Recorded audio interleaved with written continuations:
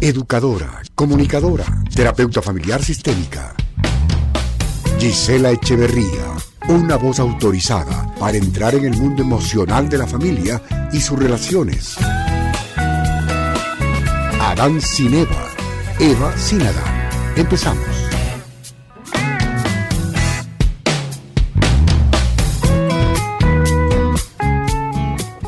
Amigas y amigos de todo el Ecuador, ¿cómo están ustedes? Muy buenas tardes, bienvenidas y bienvenidos a Adán sin Eva. Hoy quiero enviar un saludo muy especial a todas las personas que nos escuchan en la provincia de La Suay. 105.7 FM es nuestra frecuencia en Cuenca, San Joaquín, Valle, Ricaurte y también en la costa ecuatoriana en Esmeraldas 91.1 FM. Muchas gracias por su sintonía.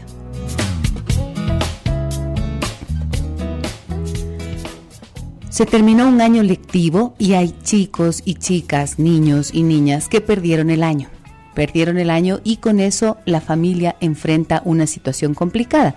De esto vamos a hablar hoy. Tenemos una invitada, es la doctora Leonor Barrazueta. Ella es la directora de Aleteia, un centro de activación y apoyo pedagógico para personas, para estudiantes, para niños, niñas y adolescentes en realidad. Y vamos a conversar con ella sobre qué estrategias pueden tomar los padres, las madres, para apoyar a sus hijos en esta situación. Primero partiremos de comprender qué hace que los chicos pierdan un año lectivo, un año escolar, y luego veremos, como digo, de qué forma se los puede apoyar para que el próximo año puedan rendir mejor.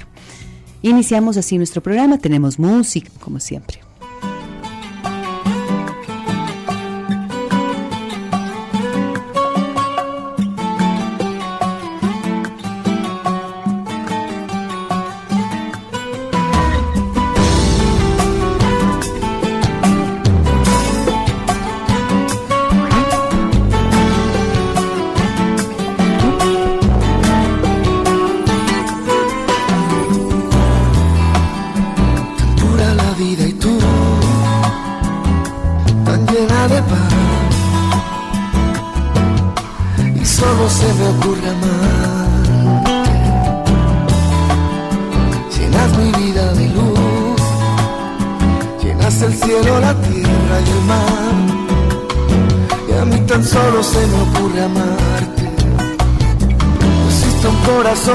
Que no resista, niña, pero si lloras quiero que mis ojos sigan cada lágrima tuya y hasta que la pierda de vista. La miro a ella y te miro a ti. Usa mi alma como una cometa y yo muero de ganas de encontrar la forma de enseñarte el alma y solo se me ocurre amarte. ¿Cómo va a ser eso?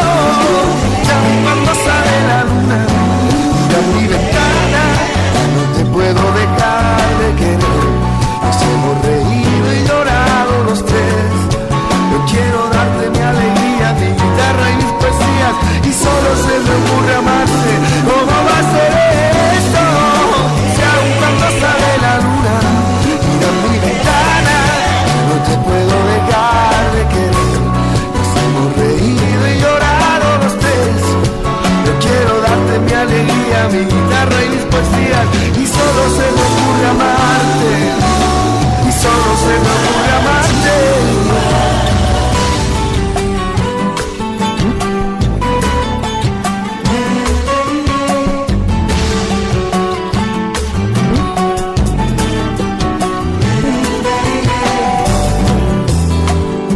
Tan pura la vida y tú,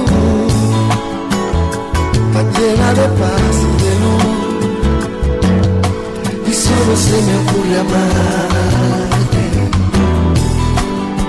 Llenas mi vida de luz, llenas mi cielo, mi tierra, mi mar, y a mí tan solo se me ocurre amarte. La miro a ella y te miro a ti. Usa mi alma como una cometa, yo muero de ganas de encontrar la forma de enseñarte el alma y solo se me ocurre amarte. ¿Cómo va a ser eso? Que aun cuando sale la luna, mira mi ventana, no te puedo dejar de querer. Nos hemos reído y llorado los tres. Yo quiero darte mi alegría, quiero darte algo importante y solo se me ocurre amarte. ¿Cómo va a ser eso?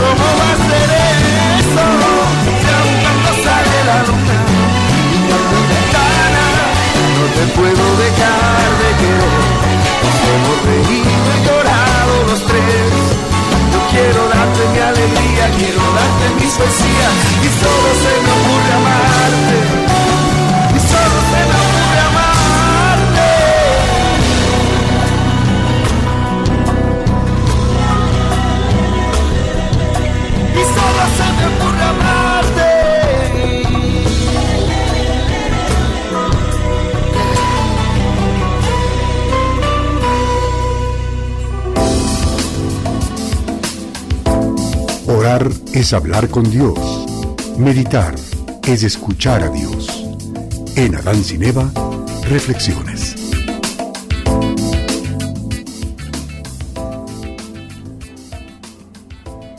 Tú no eres accidental, la existencia te necesita.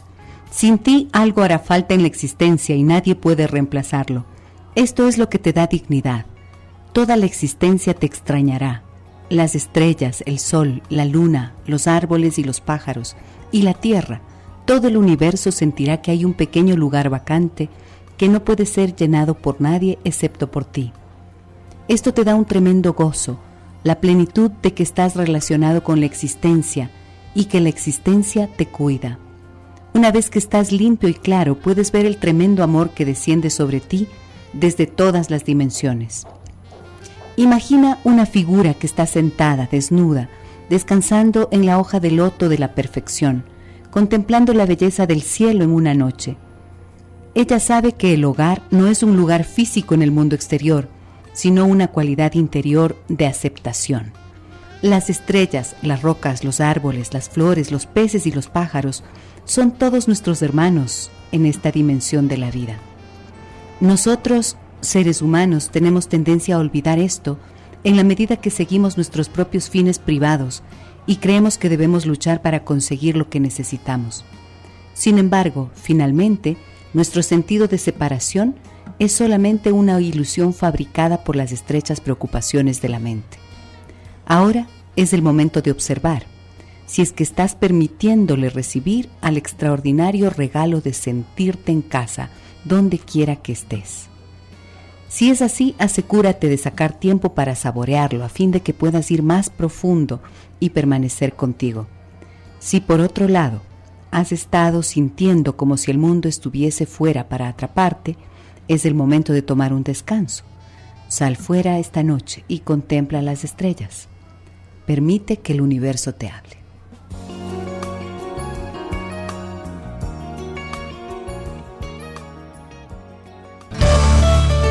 Adán sin Eva, con Gisela Echeverría, por Sonorama, la gran señal nacional.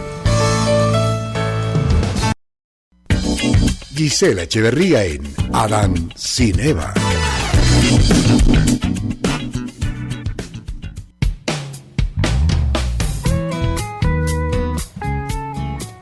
Nos acompaña esta tarde la doctora Leonor Barrazueta. Ella es directora de Aleteia Internacional. Es un centro de activación del rendimiento estudiantil acá en la ciudad de Quito. Y tengo el gusto de reencontrarme con Leonor en estos micrófonos. Buenas tardes, Leonor, bienvenida. Buenas tardes, Gisela. Muchísimas gracias por tu invitación. Pérdida del año escolar equivale habitualmente a lo que se denomina fracaso escolar, ¿verdad, Leonor? Así es, casi siempre en todos los medios escuchamos que hay una, si cabe el término, similitud al decirlo que lo uno es lo otro. Y no necesariamente el padre de familia debería verlo como que es un fracaso.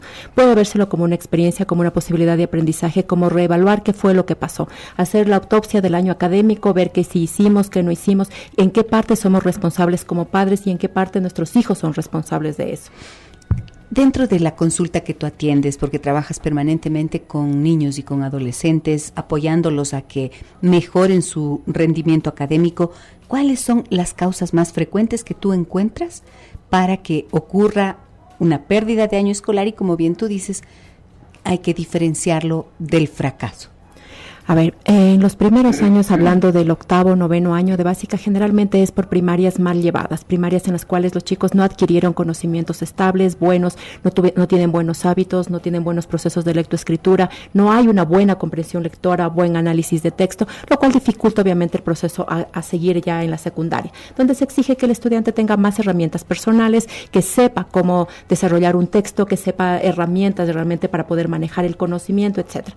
Al no saber, por ejemplo, tener un buen proceso de lectura, sacar ideas principales, entender lo que leo, obviamente se me complican todas las materias, se me complica historia, geografía, entorno, etcétera. Entonces, básicamente, generalmente los primeros años en pérdida son por procesos primarios no bien cimentados, no bien desarrollados. Eso quiere decir que los vacíos que han ido quedando en los años precedentes en la escuela van a verse notablemente allá en el primer año, cuando decíamos primer curso, ahora ya es el octavo y el noveno. año. Generalmente esos 2 años años tienen que ver con eso. Y más que nada también con el desarrollo de hábitos, porque en la primaria un poco los padres están más inmersos, revisan la agenda escolar, los profesores también a su vez se comprometen en revisar la agenda, a ver que los chicos copiaron los deberes, hay las firmas, etcétera.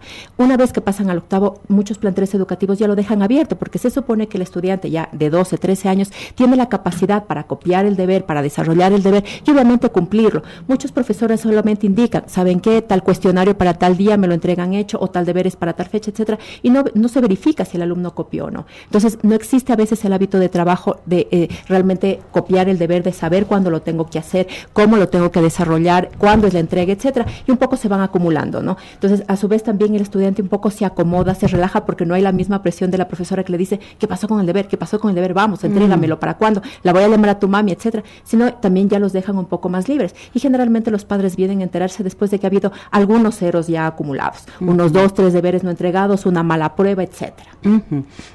Si es que esto es así, y tú estás mencionando algo bien importante, dices, la falta de hábitos es lo que va a determinar entonces la imposibilidad de asumir los nuevos retos, o por lo menos de manifestarse como responsable de esto que tiene que cumplir el estudiante.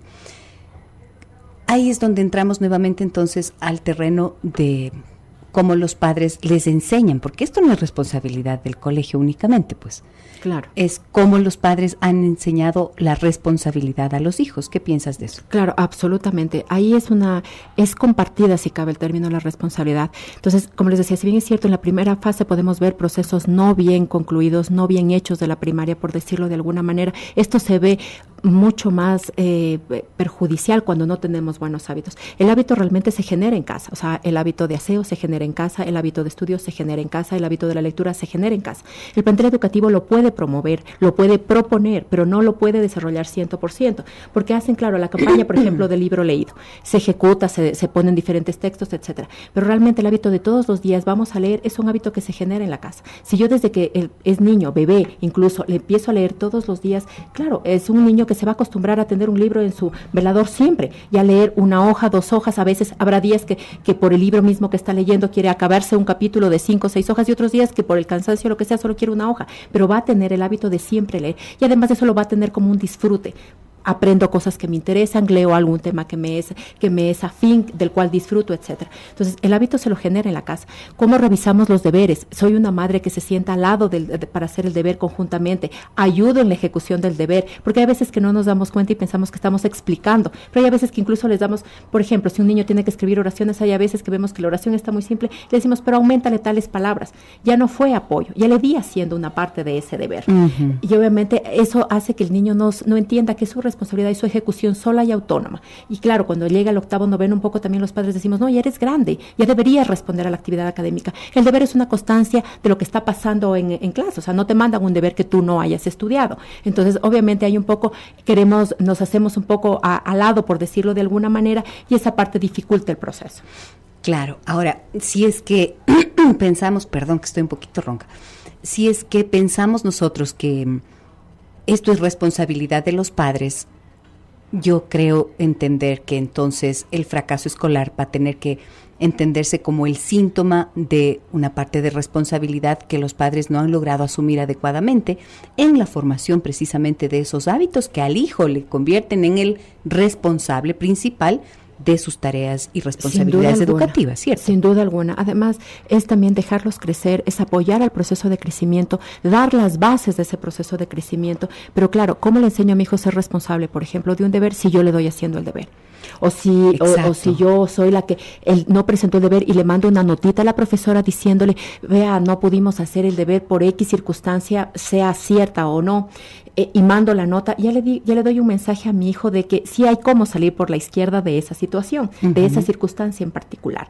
Entonces, por supuesto, después ya voy creciendo y yo hago lo mismo cuando estoy más grande. O sea, también digo, no voy a entregar el deber hoy día, voy a decirle a la profesora alguna cosa y le voy a entregar mañana o pasado mañana. Entonces, la generación de la la responsabilidad en el hábito de hacer los deberes, definitivamente hay que trabajarlo en casa. O sea, establezco un horario para que hagas los deberes y establezco un horario en el cual te reviso los deberes hechos. No es que te ayudo a hacer el deber. Claro, si en la revisión vemos errores, tampoco te digo el error está específicamente en esta línea, en esta palabra, etcétera. Mi hijo, hay faltas de ortografía, vaya y revise el texto. Indistintamente de las oraciones que son, claro, yo entiendo que el padre de familia llega cansado, que llega de actividades, de haber trabajado, pero de todas maneras tiene que hacerlo.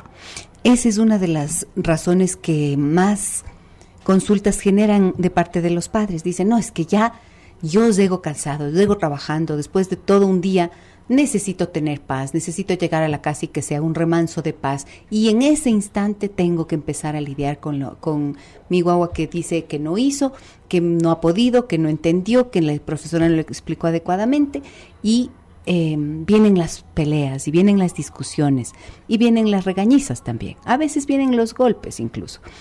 Y he visto también casos, Leonor, y me imagino que tú los ves con mucha más frecuencia inclusive que yo.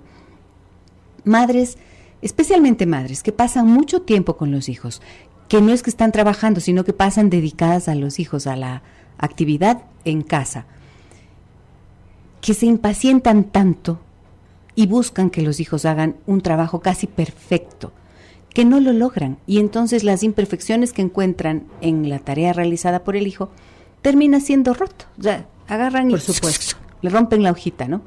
Y le dicen, no sirve, y repite otra vez. Este comportamiento que yo acabo de describir, ¿qué genera en el niño o en el adolescente? Bueno, ahí generamos de ley baja autoestima porque obviamente el niño no es valorado en su esfuerzo. Uno tiene que valorar el esfuerzo del estudiante más allá de que si el resultado me es agradable o no me es agradable. Si yo tengo un hijo que está en primero de básica, segundo de básica, haciendo la planita de bolitas y yo veo que se sentó, que lo hizo con ganas, con optimismo, bien, o sea, lo mejor que él pudo hacer, van a haber bolitas mal hechas de hecho, porque está aprendiendo, está dentro del proceso, o está haciendo la página de mamá, de papá, de su nombre, etcétera, y no sale del todo perfecta, va a pasar que tengamos errores, pero ahí lo que tenemos que valorar es el esfuerzo que hizo, y eventualmente, si es que no es tan grave el error en cómo está hecha la M, la A, la P, etcétera, es preferible decirle, ok, este es tu esfuerzo, estamos bien. ¿Cuál es el problema? Si yo tengo a mi hijo que hace el deber, el mismo ejemplo, la misma página, pero delante del televisor, por ejemplo, o mientras está saltando con un muñeco, mientras está jugando, y etcétera, y un ratito va hacia una línea, después sigue jugando, etcétera. Ahí no estamos generando buenos hábitos. Y ahí obviamente tendremos que decirle, a ver, mi hijo, este es momento de hacer los deberes. Tú comienzas las tareas, por poner un ejemplo, 3 de la tarde, quiero que estén hechas las tareas en primer lugar. Después vamos a tener tiempo para jugar o hacer cualquier actividad de distracción. Pero primero son las tareas. Ahí generamos, en cambio, el principio de responsabilidad. Pero hay que dejarlo solo para el proceso de ejecución. Realmente la labor como padre, el momento en que yo reviso el deber, es más bien de ver que el deber esté bien ejecutado bajo la calidad de mi hijo de acuerdo a su edad cronológica. Uh-huh. Claro, si yo reviso un deber de un niño de 10, 11 años donde todavía hay faltas de ortografía, obviamente tengo que decirle en mi vida, el diccionario está a tu mano. O sea, ahí está tu diccionario, vamos a revisar las palabras que están mal escritas, que generalmente van a ser las de uso de S, Z, tildes, que son las más comunes, digámoslo así. Pero claro, motivando el proceso de investigación del niño, en lugar de yo decirle, mira, esta es una palabra que va con tilde. Uh-huh. Aquí debería ir la S, porque ahí no lo motivo a él para que él mismo investigue y entienda por qué está mal escrita la palabra. Entonces es al revés, es más bien decirle, vamos, hagamos todas las tareas y seguimos. Es decir, las fallas que ustedes estén identificando que han cometido dentro de todo lo que nos explica la doctora Leonor Barrezueta, explicarían entonces el porqué del fracaso escolar, de la pérdida de año.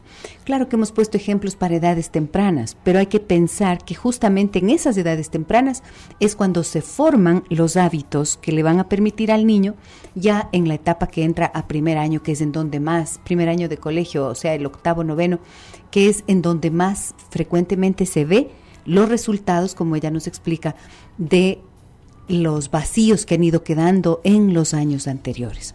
Eso es lo que se traduce en fracaso escolar. Vamos a la pausa, regresamos enseguida con la doctora Leonor Barrezueta. Hablamos hoy de pérdidas de año escolar o lo que suele llamarse el fracaso escolar. Volvemos enseguida. Adán sin Eva, con Gisela Echeverría, por Sonorama, la gran señal nacional. Gisela Echeverría en Adán sin Eva.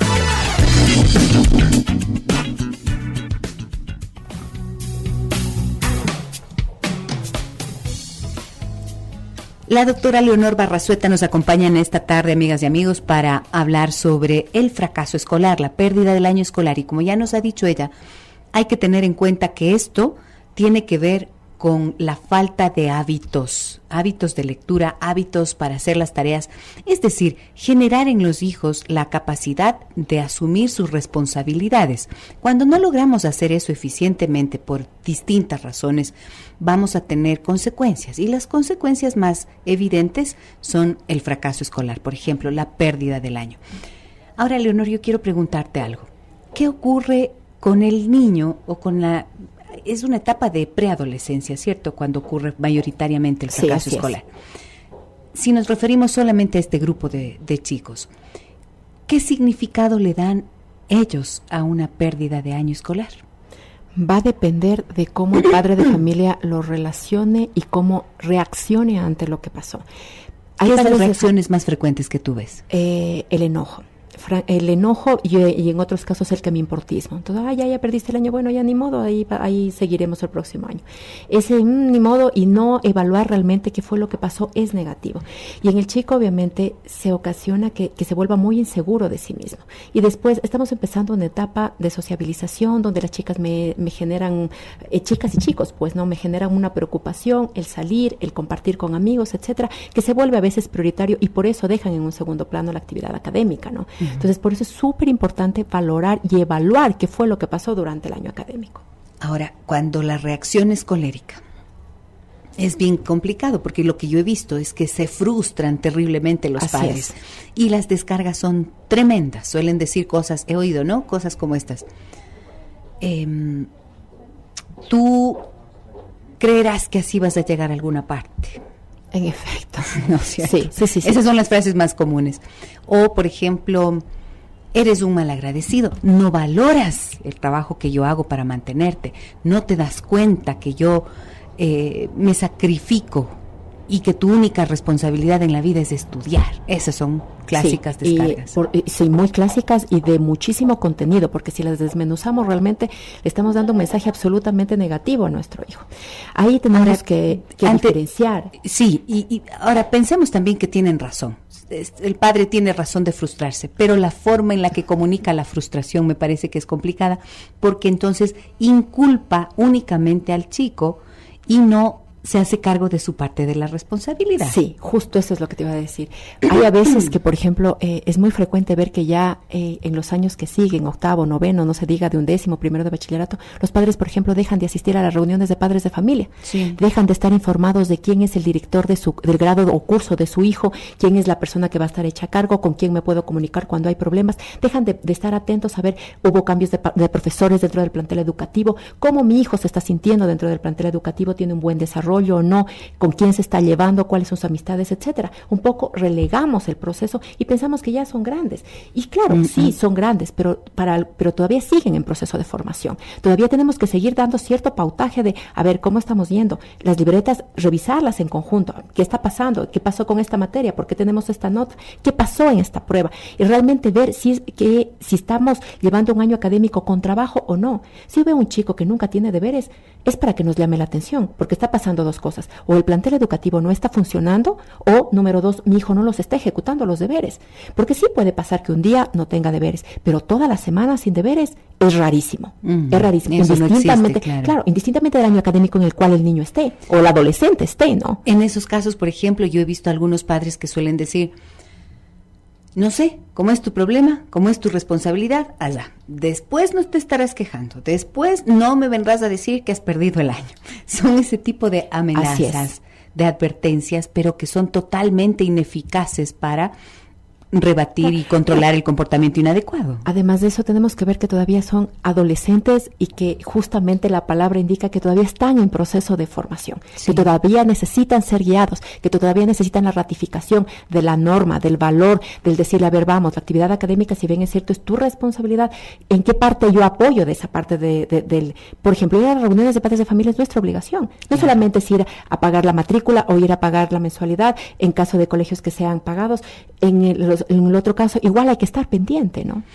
Yo doy conferencias en colegios y esto es bien significativo. En los primeros años, cuando doy conferencias para padres que son de pre-kinder, de kinder, de los primeros años de básica, el salón está repleto. Siempre está lleno, los padres están todos allí, casi todos presentes, ¿no es cierto? Sí. Todos presentes. Pero a medida que van pasando los años, cuando doy conferencias para padres de adolescentes, en cambio son menos. Y generalmente los profesores dicen, ay, cómo no hubiera querido que esto, oigan, precisamente los papás que no van. Pasa porque entonces además es parte de las consecuencias, es parte de las consecuencias. Si no estoy involucrado, como tú bien dices, no voy a tener una eficacia en el comportamiento de mi hijo porque no hay la presencia, no hay la importancia de vida, sino que se le da una responsabilidad que todavía no le hemos enseñado a que asuma. No, y después, obviamente, hay que valorar qué fue lo que pasó y hay que revisarlo con nuestro hijo. A ver, qué fue lo que pasó, cuántas veces estudiaste para exámenes y pruebas, cuántos deberes entregaste y no entregaste, cuál fue tu actitud frente al colegio. ¿Estuviste excesivamente relajado pensando en que las notas iban a llegar por algún lado de alguna manera sin que tú te esfuerces? ¿Qué pasaba con los trabajos en grupo, con los trabajos dentro del aula? Hay que realmente valorar qué fue lo que pasó, indagar qué fue lo que pasó, porque eso nos permite poner soluciones para el siguiente año. En cambio, si es que lo minimizo, tampoco le ayudo. Si es que lo pongo en el otro extremo de decirle palabras excesivamente fuertes, lo único que hago es un niño inseguro, un adolescente inseguro, que entrando en esa edad es realmente donde mayor necesitan desarrollar más herramientas para sentirse cómodos y seguros de quiénes son, porque la actividad académica es una responsabilidad, pero con la sociabilización obviamente pueden venir problemas mucho más graves, ¿no? Por lo tanto, ahí es en donde conecto con esto que tú decías al principio. No es necesario ver una pérdida de año como un fracaso escolar, sino como una oportunidad de aprendizaje. Y para poder aprender en qué uno falló, qué errores cometió, es necesario esto que tú estás recomendando ahora, hacer este análisis, ¿no es cierto? Identificar dónde estuvieron los errores para poder corregirlos, sino cómo. Porque con el sermón y con la amonestación no se saca nada, pues. Nada, y realmente de eso no aprende nada el chico. En cambio, si nos ponemos claros y sabemos, pasó esto, dejamos de hacer esto de acá, no estudiaste para esto, te faltó conocimiento de esto de acá, matemáticas no tenías bases, o sea, la razón que haya sido. Eso nos permite identificarla para que el siguiente año sea llevado de otra manera, ¿no? Con mayor éxito. Otra de las consultas que yo suelo tener es, ¿cómo hago para que mi hijo me diga lo que está pasando? Cuando ya ocurrió algo como esto, perdió el año, y viene papá y mamá y le empiezan a hacer todas las preguntas que nos recomienda la doctora Leonor Barrazueta. Pero si lo hacen con agresividad, van a tener un chico hermético que no les va a contestar ni una sola palabra. De hecho. Y entonces ahí es en donde tenemos que pensar en cómo aproximarnos con respeto, con delicadeza y con firmeza a la vez, pero no en plan policiaco, ¿no? Claro, no en plan de persecución. Es un tema de decir, a ver, ubicarnos en la edad cronológica que tiene nuestro hijo, 14, 15, 16, dependiendo de la edad, saber que las cosas que le están inquietando, si es que le están inquietando, de pronto tiene alguna enamorada, algún enamorado, amigos, etcétera, el contexto en el cual está, y con respeto hay que dirigir preguntas claras, que tengan respuestas claras igual. Es preferible hacer muchísimas más preguntas, demorarnos mucho más que dar preguntas abiertas de, oye, ¿y qué pasó en todo el año? Todo el año es muy extenso. O las preguntas clásicas que ya son condenatorias. O sea, que lo que te pasó es que o sea, que lo que ocurrió fue que te pasaste perdiendo el tiempo todo el año, ¿no es cierto? Claro, eso tampoco nos sirve. Son incriminatorias y van a cerrar absolutamente la posibilidad del diálogo, claro. Fíjate que preguntar y estar dispuestos a escuchar es tan clave, y creo que una de las preguntas importantes también es decir, ¿qué está significando para ti esta pérdida de año, hijo o hija? Por supuesto. De hecho, para los adolescentes sobre todo es terrible realmente es un golpe fuerte, es un golpe en el proceso de autoestima, en el crecimiento personal. Se dan cuenta que han fracasado, se dan cuenta que personalmente lo ven como un fracaso, lo ven como una limitación en su proceso de desarrollo. Y a mí me angustia mucho que los padres de esto no lo tienen claro. Suelen decir, lo que pasa es que no te importa, ni siquiera te importa. Eso realmente les duele, y de hecho es más bien una mascarada que la ponen en función de un poco no sentir todo el dolor de todos los días, ¿no? Que un poco los vea uno que me importistas, pero pero realmente en el fondo les duele, porque están conscientes de que si lo dejan, por ejemplo, en el mismo plantel educativo, el próximo año muchos profesores le van a hacer hincapié todo el año con respecto a que perdieron el año. Verán a sus compañeros... Están estigmatizados. Claro, desde el primer día de clases. Verán a sus compañeros que están en el siguiente año y ellos no están con ese grupo. Tienen que hacer nuevas amistades. Por más que estén en el mismo plantel educativo, tengo que relacionarme con nuevas personas dentro de mi curso. Entonces, hay un montón de elementos que realmente sí le asustan al adolescente. Entonces, hay que considerar que esta pérdida del año implica también otras pérdidas para el adolescente. Sin duda alguna. Es una pérdida del grupo de pares con el que han compartido un tiempo seguramente importante. Que de pronto se sentía cómodo, seguro, se sentía afín. Una pérdida también de la seguridad personal, de la confianza en sus propias capacidades. De qué es lo que puedo lograr, hasta dónde puedo llegar. Porque sí, en muchos casos, muchas pérdidas de años sí se producen, porque hay adolescentes que son excesivamente confiados en sí mismos y en su capacidad, porque les ha funcionado. De pronto para un examen se prepararon la noche anterior y al siguiente día fue un examen de 20, pero para exámenes supletorios el preparar en la noche anterior no siempre funciona. No, entonces, pues se confían en exceso. Todo lo de un año en poquitos días o en una noche es imposible. Abarcar, y claro, se confían en que no, yo soy capaz, yo tengo buena memoria, etcétera, y ahí viene, o la otra es que si es que se quedaron para sacar 10, 11, 12, quieren sacar esa nota. No piensan en la posibilidad de más bien, me voy a ir al 20. Las preguntas que recomienda la doctora Leonor Barrazueta a mí me parecen fundamentales, porque si es que usted quiere que su hijo dependa siempre de lo que usted le dice qué hacer y cómo hacer, entonces dele órdenes. Pero si usted quiere que él reflexione por sí mismo y aprenda a manejar su vida, a tomar decisiones positivas, entonces hágale preguntas, porque la pregunta le obliga a la persona a pensar, y ese pensamiento propio es el que finalmente se traduce en acciones positivas. Así es. ¿Cierto? Eso es lo que le permite, porque se escucha a sí mismo, le permite investigarse a sí mismo, está oyendo las respuestas que de sí mismo están saliendo, y obviamente asumir la responsabilidad de lo que hice o lo que dejé de hacer. Exacto. Entonces, sí, de pronto el primer trimestre estuve dedicado, sí hice los deberes, de los 100 deberes que me mandaron hice 80, etcétera. Pero si es que yo lo veo como alejado de mí, sin que y más bien solo escucho la sentencia de mis padres de que los he defraudado, de que he sido mal hijo, mal agradecido, etcétera, no tengo acción, porque ese es el sentimiento de alguien. No es lo que yo veo con respecto a mi experiencia del año académico. Eso. Otra pregunta que suele ser útil es, ¿qué piensas tú que hiciste bien en el colegio? Ahí, dentro de esa circunstancia que es toda caótica, hay que preguntar, ¿qué crees que hiciste bien? Para que pueda tener idea de los recursos propios. Sí. Y un punto de partida. De dónde ¿no cogerse, además, de dónde sentirse seguro, porque definitivamente no es que con una pérdida de año académico no va a seguir estudiando. Indistintamente de cuando lo pierdan, porque estamos hablando que lo pierden a partir del 8º de básica, indistintamente del año que lo pierdan, definitivamente para el joven es una pérdida y tiene que asimilarla, asumirla para poder caminar hacia adelante. Exacto. Va a seguir estudiando. Entonces tiene que saber cómo la procesa y mientras mejor la procese, va a sacar las herramientas positivas. Entonces ahí no será visto como un fracaso, sino más bien como una posibilidad de aprendizaje. ¿Qué fue lo que aprendí de estos 10 meses? Y después verlo, incluso también como padres, ¿qué parte a mí me faltó en esto? Claro, es que ese nivel de autocrítica como padres es fundamental.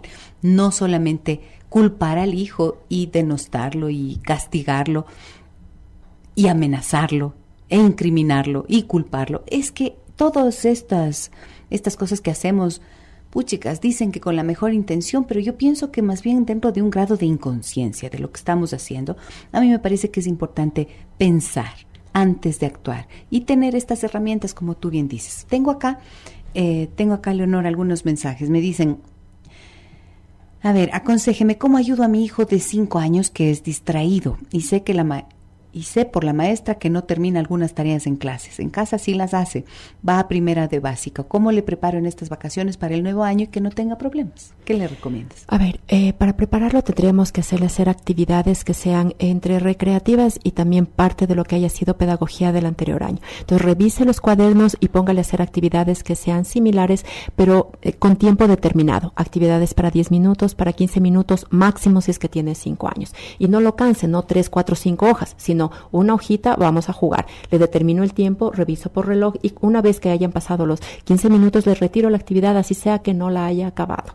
Porque él tiene que darse cuenta que tuvo un tiempo determinado para ejecutar la actividad. Si yo dejo la actividad indeterminadamente, no cumplo el objetivo de que aprenda a trabajar en tiempos. Después, hay que ver ante qué se distrae. Nos distraemos ante sonido, ante movimiento, me distraigo ante todo. ¿Por qué es la distracción? Muy bien. Tenemos una llamada. Adelante, por favor. Muy buenas tardes. ¿Aló? Muy buenas tardes. Le estoy llamando de acá de La Tacunga. Mi nombre es Vladimir Probaño. Gracias. Tengo un inconveniente con mi hijito, ¿no? Cuéntenos, por favor. Estudia en una escuela fiscal aquí en La Tacunga. Se llama Simón Bolívar. Pero la situación es de que él es muy inquieto, como dice el mensaje que acabaron de leer recién, pero por cuestión del profesor, ya, que no hace los deberes, que es inquieto, que él es el jefe del grupo, que salta, que brinca, o sea, solo él. Entonces yo he hecho una pregunta, me habían dicho al profesor si es que mi hijo tiene compañeros, y a mi hijo mismo, así. Dice, sí tengo amigos, pero es teórico. A la práctica ya tuve la oportunidad, con esto de que nos restringieron poder entrar a los padres de familia en cualquier hora a las escuelas. Entonces yo me escapé y me metí a la hora del recreo, si cabe el término, ¿ya? Y no juega con los compañeros. Él juega con otros niños de otros grados. ¿Qué edad tiene su hijo, Vladimir? 10 años. 10 años. 10 años.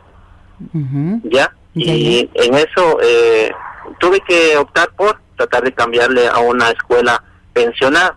Entonces, mi otra pregunta sería, ¿estoy haciendo bien o estoy haciendo mal? ¿Y qué puedo hacer con mi hijo? ¿Está haciendo bien o mal al cambiarle de institución educativa? Exacto. Exacto. ¿Y qué puede hacer para Muchas apoyarle? gracias, ¿no? Gracias a usted por su llamada desde La Tacunga.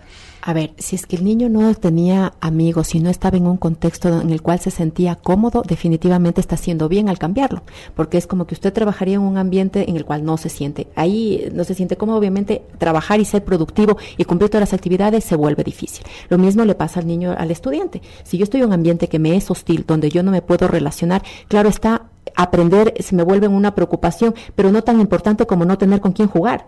Porque a la edad, cuando soy infante, cuando soy niño, la prioridad es realmente jugar, divertirme, aprender por medio del juego. Y de hecho, por eso es que tenemos dentro del aprendizaje un montón de actividades lúdicas, porque es la forma más fácil en la que el niño accede al conocimiento. Entonces, definitivamente hizo lo correcto al cambiarlo. Ahora, sí pregúntele qué es lo que pasaba dentro del contexto, un poco para que le dé herramientas para el siguiente año. ¿Por qué se alejaban los compañeritos de él? ¿Qué fue lo que pasó? ¿Hubo de pronto algún mensaje negativo, algún rato de pronto algo que él hizo, algo que él dijo, algo que haya pasado de pronto dentro del aula? Pudo haber sido también la información que dan los maestros, porque hay a veces que el maestro dice, otra vez te sacaste mala calificación, otra vez me hiciste, y a veces los padres de familia dan un mensaje ahí al respecto de, llévate con el buen alumno del grado. Esa parte también hay que investigarla para que él se vaya más cómodo y más seguro. Y obviamente ahorita ilusiónelo con el nuevo plantel educativo. Mira qué lindo el uniforme, mira qué chévere que son las instalaciones, mira cómo tienen estas canchas, esto tienen de esta manera, te queda lindo el uniforme, los útiles, cómprelo, ilusiónelo del próximo año y manifiéstele que va a ser un año diferente, un año donde él va a poder aprender, sentirse más cómodo, tener amigos, etcétera. Pero sí hay que investigarlo para prepararlo. Muy bien. Ahora, última recomendación te pido, Leonor, para las personas, los padres de familia que de pronto están en esta situación, afrontando una pérdida del año escolar. A ver, definitivamente tenemos que hacer un proceso de evaluación de ver qué es lo que pasó durante todo el año y después, si es que estamos hablando de que tengamos falencias dentro del proceso de aprendizaje, definitivamente tienen que ayudarles llenándoles vacíos de aprendizaje, porque no la repetición de un año académico significa que el guagua va a aprender cosas que debe haberlo adquirido en quinto de básica, en cuarto de básica, etcétera. O sea, no hay cómo, porque el año académico no es de repetición de toda la primaria, es de repetición específicamente del material que estuviste viendo. Entonces, definitivamente tenemos que llenar y cubrir falencias dentro del aprendizaje. Muy bien. Leonor, te agradezco mucho por el aporte tan valioso que haces en el programa con estos criterios, estos conceptos basados en tu formación y en tu experiencia. Si ustedes, amigas y amigos, quisieran consultar directamente con la doctora Leonor Barrazueta, si ustedes tienen alguna dificultad con sus hijos en este instante con respecto a este tipo de situación, pueden llamarla al 292-3043, 292-3043. Doctora Leonor Barrazueta, ella es directora de Aleteya, un centro de activación estudiantil. Muchísimas gracias por acompañarnos, Leonor. A ti, Gisela, siempre es un placer y esperemos pues que todos los padres de familia les haya servido estos pequeños consejos en este momento. Seguro. Muchas que gracias. Sí. Gracias a ti. Nos vamos, amigas y amigos, se nos acabó el tiempito. Mañana a partir de las 15:05 estaremos nuevamente aquí en Adán Cineva. Que tengan ustedes una muy buena tarde. Soy Gisela Echeverría. Hasta mañana. Adán Cineva, un programa conducido por Gisela Echeverría.